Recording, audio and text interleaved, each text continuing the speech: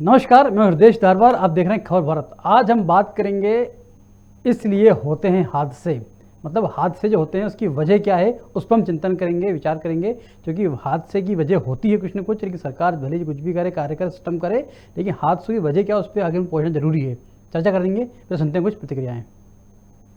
देखिए, मौतों पर राजनीति नहीं होना चाहिए। घटना दुखद है और माननीय मुख्यमंत्री जी उस दिन पूरी रात सब अधिकारियों के संपर्क में रहे और पूरी कोशिश ये थी कि कम से कम नुकसान हम लोग जितना रोक सकते हैं और सारे बच्चों को आधे घंटे के अंदर हम लोगों ने, सरकार ने दूसरे वार्ड में शिफ्ट किया। और उस समय जो बच्चों की उस घटना से जो डेथ हुई है वो 4 बच्चों की डेथ उस समय भी बताया था। बाकी कुछ डेथ ऐसी होती हैं कि डिलीवरी के समय हो जाती है, तो इस तरह की डेथ अलग होती है। और उस समय जो घटना से डेथ हुई है वो 4 ही डेथ हुई है और उसके बाद हो सकता 1-2 बच्चे और प्रभावित हो। पर जिस तरह से ये कहा जा रहा है कि 12 डेथ हुई या 10 डेथ हुई, ये गलत है। पर सवाल डेथ का नहीं है, सवाल आज माननीय मुख्यमंत्री जी ने बैठक ली है, हम लोग सब बैठक में थे और उन्होंने कार्रवाई के स्पष्ट निर्देश दिए हैं कि इसमें जो भी हो उन पर कार्रवाई करें और भविष्य में इस तरह की घटना ना हो, इसके बारे में भी कई निर्णय हुए हैं और उस पर हम लोग आगे बढ़ेंगे। घटना के संबंध में एक तथ्यात्मक प्रतिवेदन जो है वो हमारे द्वारा भेजा जा चुका है माननीय कमिश्नर महोदय को भी, ACS महोदय को भी। उसमें जो क्रोनोलॉजी ऑफ इवेंट्स है, कब कब क्या क्या हुआ, किस प्रकार से घटना घटित हुई, उन सब के सारे फैक्ट्स जो है वो भेजे जा चुके हैं। अभी तक जो बात सामने आ रही है वो यही आ रही है कि वेंटिलेटर का प्लग जब लगाने की कोशिश की गई थी तब उस टाइम या तो शॉर्ट सर्किट के कारण या मशीनरी के कारण फ्लेम्स की स्थिति थी। तुरंत फायर एक्सटिंग्विशर से उसको बुझाया भी गया, लेकिन काला धुआं उसमें से जो निकला वो पूरे प्रांगण में फैल गया। लोगों ने खिड़कियों के शीशे तोड़े भी जिससे कि वो जो धुआं है वो बाहर निकल जाए। But then of course SNCU बहुत ही एक सेंसिटिव यूनिट होता है एंड सेंसिटिव केसेस ही वहाँ होते हैं। इमीडिएटली जो लोग वहाँ थे, प्रशासन, नगर निगम, सभी लोग भी तत्काल पहुंच गए थे मौके पे। इमीडिएटली बच्चों को नीचे के वार्ड में शिफ्ट किया गया एंड जो भी फर्दर उसमें अभी कार्रवाई है, SNCU को पुनः चालू करने की कार्रवाई भी शासन के द्वारा की जा रही है। उसके संबंध में भी क्या कार्रवाई की जा रही है, कैसे उसको करेंगे, ये सभी चीज़ें भी प्रतिवेदन। मैं स्पष्ट करना चाहूँगा कि जो ऑडिट्स वगैरह हैं उसके लिए ऑलरेडी गाइडलाइंस इशूड है। हम लोगों ने अपनी एक दल बनाकर ये भी सुनिश्चित करने के लिए बोल दिया है कि सभी स्थानों पर जो ऑडिट्स हैं वो टाइमली हो गए हों, यदि नहीं हुए हों तो इमीडिएटली करा लिए जाए। इसको हम लोग सुनिश्चित। कमला नेहरू अस्पताल के अग्निकांड में डॉक्टर खेलने से कोई फायदा नहीं होगा। डॉक्टर जो है इलेक्ट्रिकल इक्विपमेंट्स की मेंटेनेंस नहीं करते हैं। जो गुजरात के ठेकेदार हैं जिनके पास ये सब काम है मेंटेनेंस के, वहां से शुरुआत क्यों नहीं करती सरकार? क्यों नहीं बताती कि जो है मंत्री जी महीने में 6 दिन जो है क्यों जाते हैं हमीदिया अस्पताल? इसके बावजूद वहां की व्यवस्था क्यों नहीं सुधर रही है? क्यों जो है पुरानी घटना से सबक लेकर वहां पर ऑडिट नहीं हुआ? फायर सेफ्टी मेजर्स का पालन नहीं हुआ? क्या कर रहे थे कमिश्नर साहब जिनके अंगूठे के नीचे पूरी अस्पतालें चल रही हैं, मेडिकल कॉलेजेस चल रही हैं? इस सब के जवाब आने चाहिए। चींटियों को मार के मगरमच्छों के कारनामे नहीं छुपाए जा सकते। ये जो है गलत काम हो रहा है। पढ़ों की तरह बात नहीं करना चाहिए। कांग्रेस पार्टी के नेता भले ही 15 महीने के लिए या पहले 10 साल के लिए सरकार में रहें, लेकिन जिस तरीके से उनके अफसरों के साथ गांठ-छांठ चलती थी उसमें उनको कहीं ना कहीं इस बात की जानकारी होना चाहिए था कि कोई भी यदि विभागीय जांच होती है तो विभागीय जांच का खात्मा भी होता है और खात्मे के साथ में जो भी उसकी प्रतिपुष्टि होती है वो सामने आती है। निश्चित रूप से स्वास्थ्य विभाग का काम है, स्वास्थ्य विभाग का काम स्वास्थ्य सेवा का ही अधिकारी करेगा, ना कि कृषि विभाग का अधिकारी यहाँ कर करेगा। कांग्रेस पार्टी कुछ भी विचार करे, भारतीय जनता पार्टी की सरकार सुशासन के नाते जो भी काम करती है बेहतर तरीके से करती है। निश्चित रूप से हादसा अपने आप में दर्दनाक है, दुखदायी है, उस पर त्वरित नियंत्रण के लिए हमारे मंत्री स्वयं वहां पर पहुंचे। लेकिन ये बात सही है कि जो भी अधिकारियों को हटाया है उसके बाद यदि इसको लगाया गया है उसके मामले में प्रश्न कांग्रेस को खड़ा करने कोई अधिकार नहीं। सुना आपने सबके अपने तर्क है, राहुल कोठारी जी ने एक बात कही कि कृषि के काम कृषि अधिकारी करेंगे, स्वास्थ्य का स्वास्थ्य करेंगे। ये बात ठीक है, लेकिन यहाँ पर ऐसा कुछ नहीं था, क्योंकि जिस तरीके से अधिकारी वहाँ पे काम कर रहे थे, इलेक्ट्रिक का इंजीनियर होना चाहिए था, इलेक्ट्रिक का ना होकर सिविल विभाग का इंजीनियर वहाँ पे काम कर रहा था, जिसकी वजह से लापरवाही हुई। क्योंकि एक सिस्टम होता है, यदि घर में भी यदि इलेक्ट्रिक शॉर्ट सर्किट होता है तो हमारी एमसीबी ड्रिप हो जाती है, बंद हो जाती है, लेकिन वहाँ पर ऐसा कुछ नहीं हुआ। जब वेंटिलेटर थे, जैसे प्लग लगाने के साथ शॉर्ट सर्किट हुआ और हादसा हो गया। इस चर्चा करेंगे। मेहमान साथ जुड़े, परिचय करा दे पहले आपका। हाँ, बीजेपी से जुड़े हैं ब्रज गोपाल लोहिया जी। ब्रज गोपाल जी, बहुत स्वागत है आपका। कांग्रेस से हैं योगेश गुप्ता जी। योगेश जी, आपका भी बहुत बहुत स्वागत है। और हमारे स्टेट हेड पंकज गुप्ता जी साथ जुड़े हुए हैं। पंकज जी, आपका ही बहुत बहुत स्वागत है। तो ब्रज गोपाल जी, जिस तरीके से बात चल रही है कि जो हादसा हुआ, आखिर हादसे की मूल वजह क्या है? क्योंकि जिस तरीके से आप जानते हैं, घर के अंदर भी यदि इलेक्ट्रिक लगी होती है तो प्लग लगाते हैं, शॉर्ट सर्किट होता है तो प्लग के पहले एमसीबी ड्रिप हो जाती है, लेकिन वहाँ पर ऐसा कुछ नहीं हुआ। मतलब कुल मिलाकर स्पष्ट है कि जो ठेकेदार है, जिसने वहाँ काम किया था, वो भी जिम्मेदार है, जिस पर अभी तक शासन ने कोई कार्रवाई नहीं की है। देखिए हृदय जी, जो दुर्घटना हुई है वो दर्दनाक है और उसके कारणों की तह तक सरकार पहुंचेगी, उसकी भी जांच करेगी, कारण कोई भी हो, और सख्ती के साथ ऐसे लोगों पर कार्रवाई करने का काम शुरू हो गया है। जो भी दोषी होगा, वो चाहे ठेकेदार हो, चाहे अधिकारी हो, चाहे कर्मचारी हो, कोई भी होगा, जो भी संबंधित व्यक्ति दोषी होगा उस पर कार्रवाई होगी। और भारतीय जनता पार्टी की, शिवराज जी की सरकार इसमें बहुत तेज गति से कर रही है। माननीय मुख्यमंत्री जी ने आपात मंत्रिमंडल की इसमें बैठक बुलाई। चिकित्सा शिक्षा मंत्री जी तुरंत वहां पहुंच गए थे, हादसे के समय वहां पहुंच गए थे। तो ऐसा नहीं है। महत्वपूर्ण यह है कि क्या यह सुनिश्चित तुरंत किया जाना है या उसके लिए हम प्रतिवेदन का इंतजार करें कि जो वहां से प्रतिवेदन आ रहा है वो ये सुनिश्चित करेगा किन पर कार्रवाई होना है, गलती कहां हुई है या लापरवाही कहां है, किसकी है। सरकार अपना काम कर रही है और सरकार पूरी ईमानदारी से काम करेगी, क्योंकि जो दुर्घटना हुई है वो बहुत दुखद है और इस दुखद दुर्घटना से हमें सीख भी लेनी है और जिन लोगों ने ये किया है उनको नसीहत भी देनी है। उसमें सरकार कहीं पीछे नहीं है। योगेश जी, जिस तरीके से ब्रज गोपाल जी ने कहा कि सरकार अपने तरीके से जांच कर रही है, प्रतिवेदन आएगा, जो भी दोषी होंगे उन पर कार्रवाई करेंगे, लेकिन सिस्टम में दोषी सभी हैं। क्योंकि सरकार बीजेपी की है तो ऊपर से लेकर नीचे तक के लोग सब दोषी होंगे, क्योंकि सभी की जिम्मेदारी बनती है। सब देख सकते थे, बार नोटिस मिल रहे थे, लेकिन फिर भी कार्रवाई नहीं की, लापरवाही बरती। तो आखिर इसलिए हादसे क्यों होते हैं? इस तरीके के क्या मानते हैं आप? देखिए रितेश जी, बड़ी सीधी सी बात है।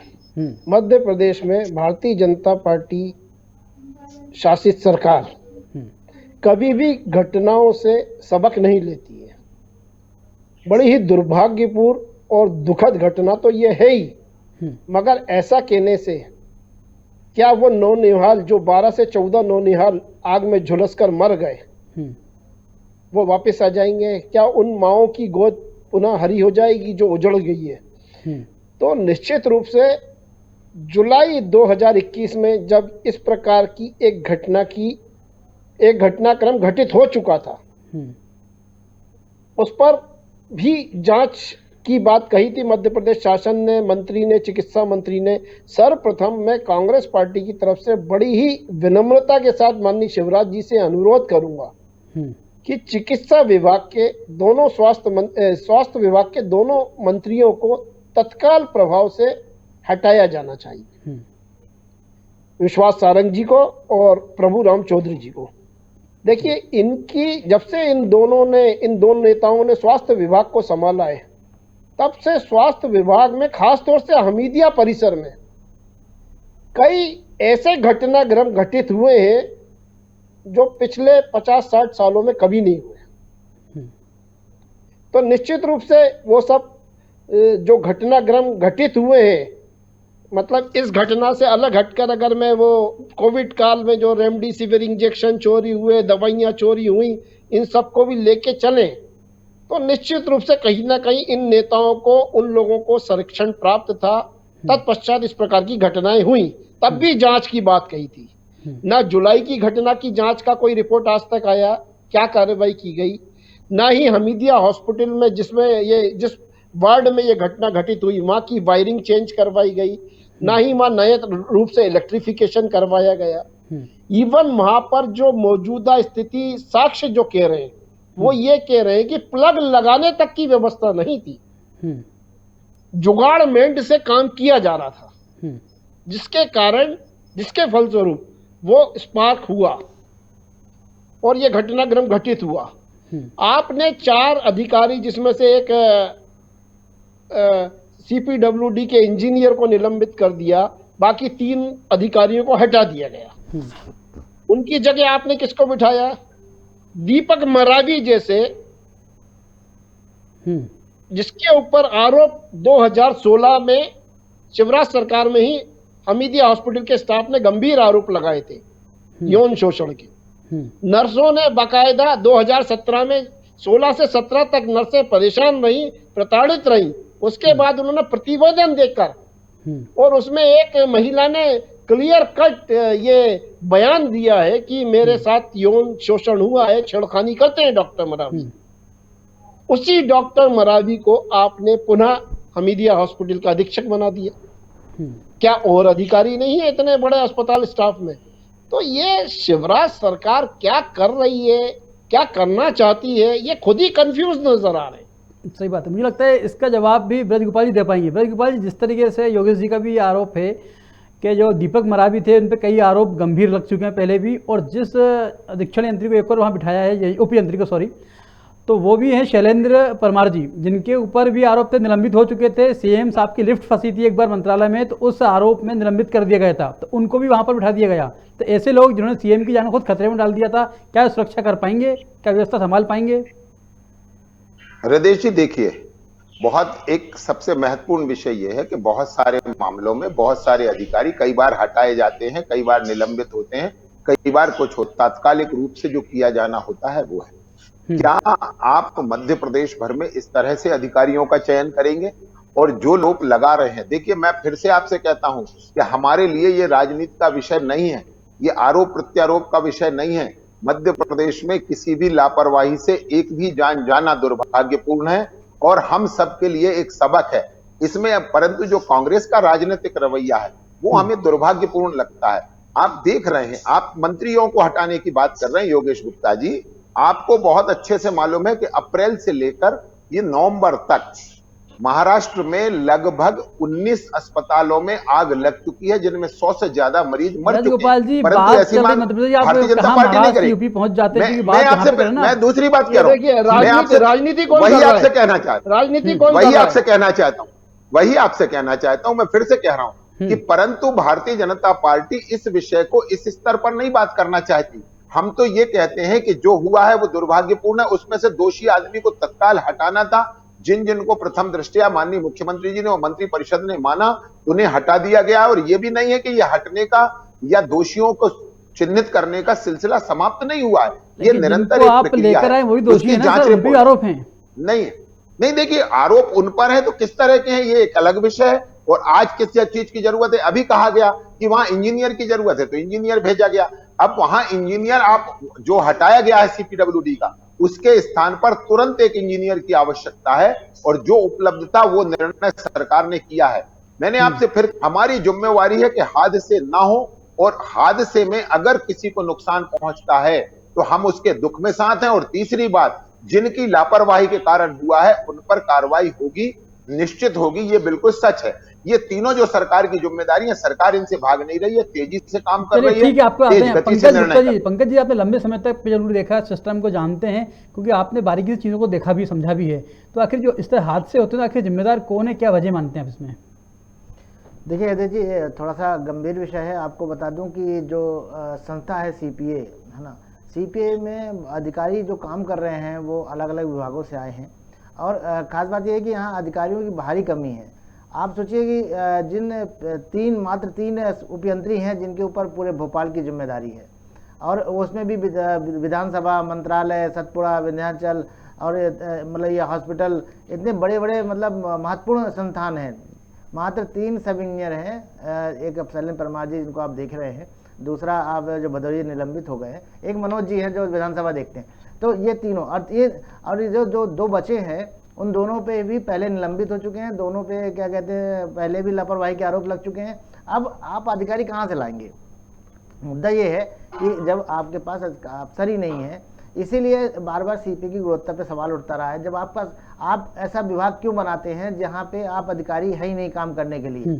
अब आज पीडब्ल्यूडी को देने का फैसला हुआ है, आपने पीडब्ल्यूडी को दे दिया। अब सीपीए का जो कार्यपालन यंत्री है, लंबे समय से इस बात को लेकर विवाद चल रहा है कि इलेक्ट्रिक विभाग को जो चला रहा है वो एक सिविल का कार्यपालन यंत्री है। मतलब आप जिसको कोई ज्ञान नहीं है इलेक्ट्रिकल का, वो क्या जाके चेक करेगा 10, जबकि ई को 10% चेक करने का मतलब प्रावधान है, नियम है। अगर उसके बगैर चेक किए बगैर बिल पास करता है तो अब वो बिल इलीगल कहलाएगा।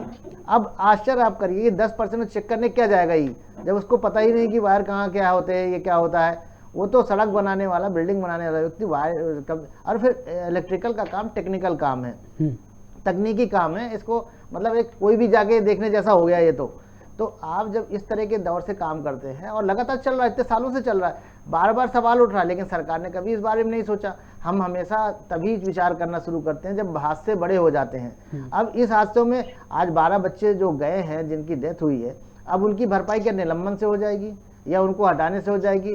जिनके 12 साल बाद बच्चा हुआ है, जो जीवन के घर में पहली बार खुशहाली देखी जिसने, उसकी भरपाई कौन करेगा? सरकार करेगी, सरकार के नुमाइंदे करेंगे?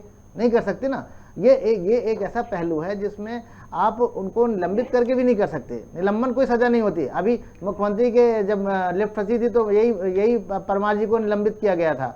आज वो फिर बहाल होकर यहाँ आ गए। इससे ना तो वहाँ भी जस्टिफाइड हो पाया, ना यहाँ जस्टिफाइड हो पाएगा। कल फिर हादसे होंगे। लेकिन आज अब बदल दिया आपने। अभी आपको एक मैं और आंकड़ा बता दूं, अपने बीजेपी प्रवक्ता और कांग्रेस दोनों साथी मौजूद हैं। प्रदेश के 51 जिलों में सिविल के अधीक्षण यंत्री बैठे हैं जो तकनीकी स्वीकृति देते हैं इलेक्ट्रिकल कामों की। अब आप बताइए कि एक सिविल के इंजीनियर कैसे जो है 51 जिलों में तकनीकी स्वीकृति प्रदान कर रहे हैं। तकनीकी मामला है एकदम। उनके ऊपर जिम्मेदारी है कि सिविल के अधीक्षण यंत्री इलेक्ट्रिकल का विभाग की तकनीकी स्वीकृति देते हैं। हाँ ब्रज गोपाल जी, सरकार आपकी है, क्योंकि विषय गंभीर है। तकनीकी ज्ञान नहीं होता सिविल का आदमी कैसे इलेक्ट्रिक के आदमी को ज्ञान देगा, कैसे उसका अप्रूव करेगा? क्योंकि सरकार सिस्टम ठीक करने बैठी है ना, तो आखिर गलतियां तो सिस्टम में है ना पूरी। लोया जी, मैं एक हस्तक्षेप करूंगा। मेरे आंकड़े और भी नोट कर लीजिएगा। पीआईयू जिसके ऊपर प्रदेश भर के सारे भवन बनाने की जिम्मेदारी है, वहां पे एक कार्यपालन यंत्री के ऊपर 12 जिले हैं। 10% काम चेक करने की जिम्मेदारी एक कार्यपालन यंत्री के पास होती है। ये कंपलसरी अनिवार्य है बिल पास करने से पहले। लेकिन एक कार्यपालन यंत्री 12 जिले की जिम्मेदारी संभाल रहा है। आप बताओ, क्या हेलीकॉप्टर से जाएगा वो चेक करने? अब कितने काम चल रहे हैं पीआईयू के? मतलब आप खुद इतने लापरवाह सिस्टम है कि आप आज 6 मेडिकल कॉलेजों काम जो संभाल रहा है पीआईयू संभाल रहा है। जी ब्रजपाल जी जवाब दे पाएंगे बेहतर इसका। आज पीआईयू के पास जितने बड़े मेडिकल कॉलेज बन रहे हैं उनके अगुवाई में बन रहे हैं। बार बार शिकायतें आ रही हैं कि उनका काम जो इलेक्ट्रिकल का है वो घटिया किस्म का हो रहा है। लेकिन ना तो समिंजन है देखने के लिए, ना एसडीओ है, ना कार्यपालन यंत्री है। आप वजह भी साफ है कि आप इतने कम मामला जवाब ले लेते हैं पर जी ब्रजगोपाल जी बताइए, तो सिस्टम में खामियां ठीक करने की जवाबदारी किसकी बनती है? नहीं, बिल्कुल निश्चित, जो भी खामियां हैं उनको ठीक करने की जिम्मेदारी सरकार की। और हम सरकार में तो हम उस जिम्मेदारी से नहीं बचना चाहते। अगर सिस्टम में भी कोई खराबी उजागर होगी तो उस सिस्टम को भी सुधारने का काम करेंगे।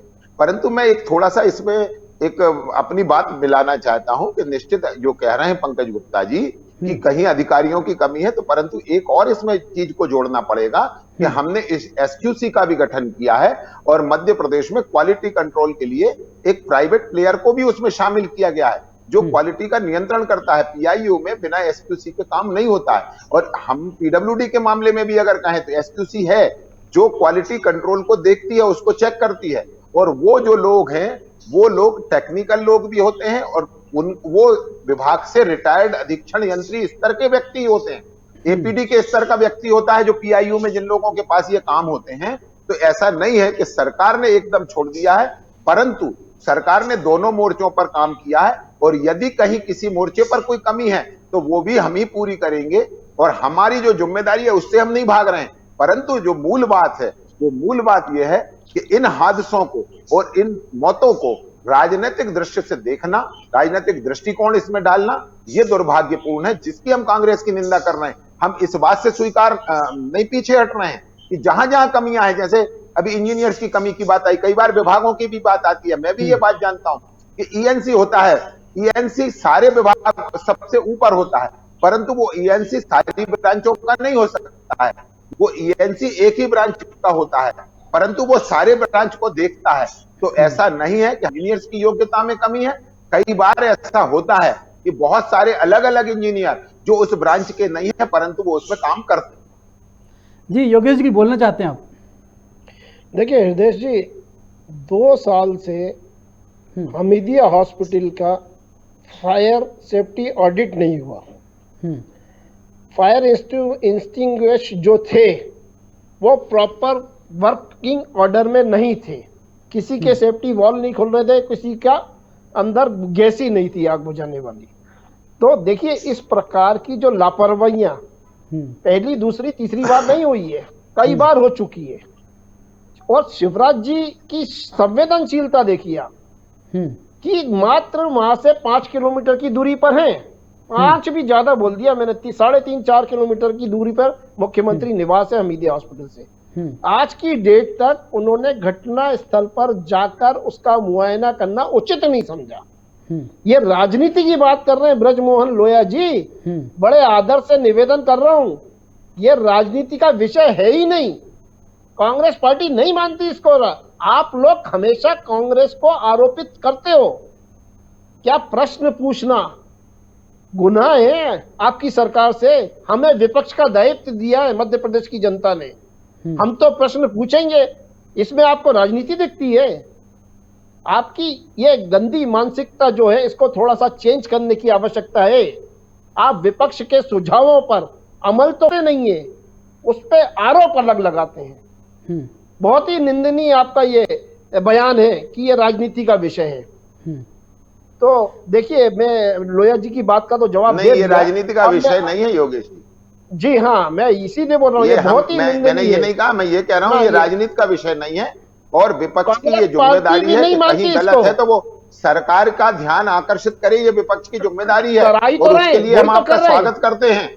परंतु आप ऐसे गैर जिम्मेदार विपक्ष हैं जो निर्णय सुनाने में विश्वास रखते हैं कि इन्हें हटा दो, इन्हें हटा दो, इन्हें हटा दो। आप चिन्हित लोगों पर बात कर रहे हैं, आप ये नहीं कह रहे हैं ये डिबेट खराब कर रहे हैं, व्यवस्थित तरीके से डिबेट की मर्यादा के अनुरूप बात नहीं कर रहे हैं, आचरण नहीं कर रहे हैं डिबेट की मर्यादा के अनुरूप। आपका समय आए तब आप अपनी नहीं योगेश जी, मैं रहा हूँ, आप कहिए अपनी बात, आप अपनी बात जी बोलने दीजिए उनको। हाँ देखिए हृदय जी, सर्वप्रथम जिम्मेदारी और जवाबदारी दोनों माननीय मंत्रियों की 101% बनती है। नैतिकता नाम की भी कोई चीज होती है। वो अलग बात है कि भारतीय जनता पार्टी के नेताओं का नैतिक पतन हो चुका है, धरातल में जा चुके हैं आप लोग, आप लोगों का जमीर मर चुका है। इतने नौनिहालों की मौतों के बावजूद भी अगर आप उन मंत्रियों को बनाए रखना चाहते हैं तो ये आपकी पार्टी के अंदर का मामला है। लेकिन साहब जवाबदारी और जिम्मेदारी तो उन दोनों मंत्रियों की बनती है, ये प्रदेश की जनता भी जानती है। और कांग्रेस पार्टी उसी जनता के हित से जुड़े हुए मुद्दे को लेकर उन दोनों मंत्रियों के इस्तीफे चाहती है फौरी तौर पर। ठीक बात है ब्रज गोपाल जी, जिस तरीके से भूपेंद्र गुप्ता जी को भी आप सुना होगा, उन्होंने स्पष्ट तौर पर कहा कि जो कंपनी वहां पे काम देख रही मेंटेनेंस का, वो कंपनी गुजरात की कंपनी क्यों है? क्या मध्य प्रदेश में कंपनी नहीं है? उसके बावजूद भी कंपनी के खिलाफ कोई कार्रवाई नहीं हुई, कोई एफआईआर दर्ज नहीं हुई। नहीं, मेरी आपसे फिर से आप ये गुजारिश है, आपराधिक मुकदमा दायर होना चाहिए। ना तो जांच पूरी हुई, अगर वो दोषी होंगे तो उन पर भी होगी। और गुजरात की कंपनी होने का क्या मतलब है? इस प्रदेश में देश भर के हर राज्यों की कंपनियां काम कर रही हैं और मध्य प्रदेश की कंपनियां देश भर में काम कर रही हैं। आप इसको ऐसा लिमिटेड का क्यों करना चाहते हैं? वो गुजरात की कंपनी कहकर आप क्या कहना चाहते हैं? मामला दर्ज होना चाहिए। योगेश जवाब नहीं, निश्चित मैं वही कह रहा हूं कि अगर वो कोई भी कंपनी दोषी पाई जाएगी, एक बात। दूसरी बात, ये बार बार ये कहना कि गुजरात की कंपनी 2018 से 2020 तक आप सरकार में थे, आपने हटाया था क्या उस कंपनी को?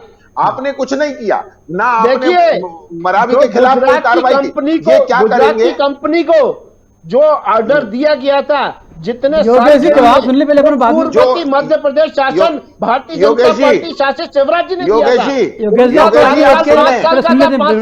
आप सुन लें, योगेश जी आप सुन लें, वो किसने दिया था? शिवराज जी ने। आपको टेक्निकली बता देता हूं, पंकज जी समझ जाएंगे कि ये अरे मैं आपको इसके अरे ठेके की बात भी जिनको बता देता हूँ कि गुजरात की कंपनी जिनको को लेकर L1 आने थे वाले उनका शिवराज सिंह 3% का चौहान है। टेंडर था और L2 का 18% एबव का ये टेंडर था। आपके देखिए, L1 और ये L2 आपको मालूम है, दोनों ई ये टेंडर आपको मालूम घोटाले है के कि एसओआर अंतर्गत से आते सबसे हैं। कम रेट पर जो ई काम टेंडर करेगा घोटाला आपको टेंडर याद उसी है? हो लोहिया जाएगा। जी मान लेते ये हैं, ठीक तय है, है। कंपनी L1 थी, L2 था, काम दिया आपने, लेकिन काम के अंदर लापरवाही थी, लगातार लोड बढ़ रहा था, लोड डाइवर्ट नहीं किया, कि वेंटिलेटर का मतलब लगा के शॉर्ट सर्किट हुआ, तो एमसीबी ड्रिप होनी चाहिए, कहाँ हुई वो? घोटाला आपको याद है लोहिया जी? हृदयेश ये जी, मैंने उसी के आपसे अभी अंतर्गत कहा ये कंपनी कि नॉमिनेट है। जो भी दोषी होगा उस पर कार्रवाई होगी, परंतु उसके लिए हमें धैर्य रखना पड़ेगा, क्योंकि भारत का कानून ये हमेशा कहता है कि कहीं ऐसा ना हो कि दोषियों के चक्कर में हम किसी निर्दोष को भी टांग दें।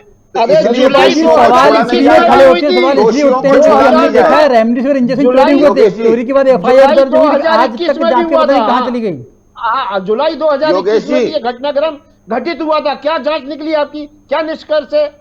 और ये ई अब टेंडर योगेश जी घोटाले देखिए, में फिर आप शामिल है कहेंगे कि आपको आपकी ये राजनीतिक जो उत्तर कंपनी देता है। हूं।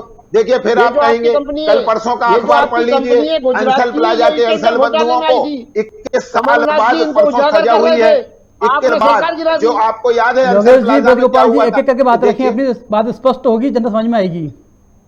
मैं आपसे ये कह रहा हूं हृदय जी। जी कि जब भी दुर्घटना होती है उसके कारणों की जांच होती है, मामला कोर्ट तक जाता है और न्यायपालिका तय करती है। आपको याद होगा कि दिल्ली के अंसल बंधुओं पर जो मामला दर्ज हुआ था उसके 21 साल बाद परसों उन्हें 7 वर्ष की सजा हुई है। तो ऐसा नहीं है कि दोषी बच गया, परंतु हमारा जहां है वो ये है कि निर्दोष को फंसने ना दो और दोषी को बख्शो मत। ये जो आपका हमारी ये नीति है है भारतीय उस जनता नीति पर हम पार्टी का काम करेंगे सिद्धांत और कोई कि दोषी दोषियों बख्शा को नहीं बचा लो, जाएगा।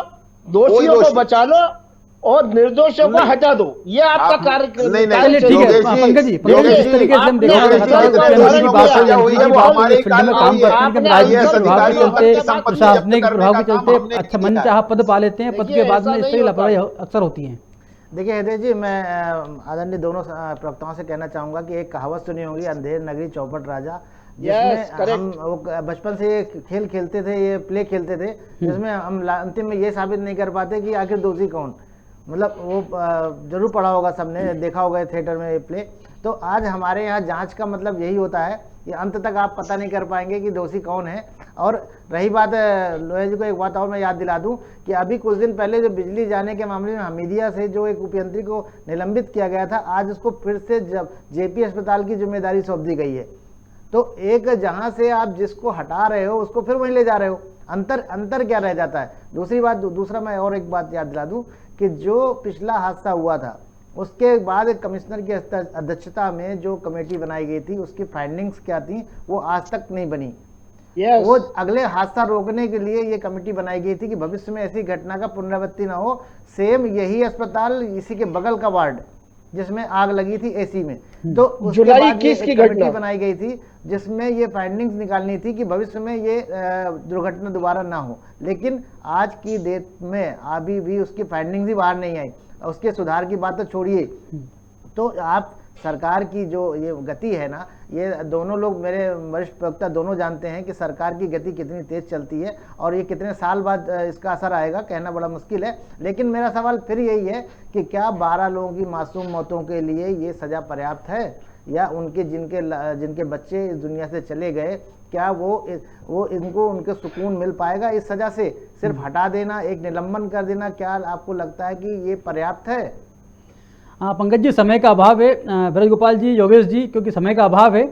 हाँ, फिलहाल चर्चा में तय आप तीनों मेहमानों को जुड़ने के लिए बहुत बहुत शुक्रिया, धन्यवाद। तो कि बात चल रही जिस तरीके से घटना होती है, तो घटने की वजह कुछ भी होती है। तो वजह की आज हम बात कर रहे थे कि जिस तरीके से घर में भी यदि एमसीबी लगी होती है, स्पार्क होता है तो ड्रिप हो जाती है, लेकिन वहाँ पर ऐसा कुछ नहीं हुआ। यही वजह है कि हादसे लगातार हो रहे हैं। लापरवाही है, सिस्टम में बैठे हर व्यक्ति की जिम्मेदारी बनती है कि वो समय समय पर अपनी ड्यूटी का निर्वहन करे ताकि इस तरह के हादसे जो हैं नहीं हो सके। फिलहाल चर्चा में तय, हमें दीजिए इजाज़त, नमस्कार।